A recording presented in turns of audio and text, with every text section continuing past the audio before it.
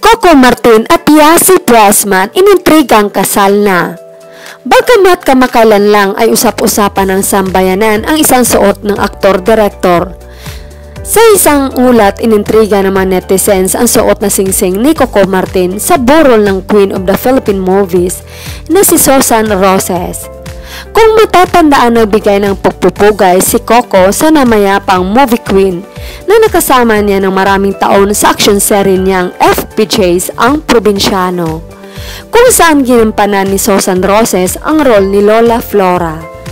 Gayunpaman, naging emotional si Coco sa kanyang naging speech o eulogy sa pagpanaw ng veteran actress.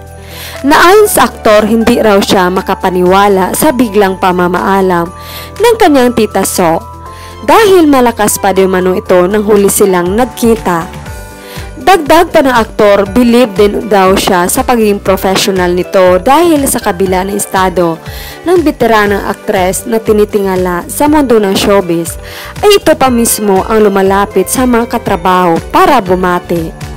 Hirit pa niya, hindi lang daw katrabaho ang turing nila sa movie queen, kundi lola ito sa lahat ng cast at crew ng FPJs ang Probinsyano. Samantala, nakafocus ang atensyon ng netizens sa kanyang singsing at lumutang iba't ibang spekulasyon.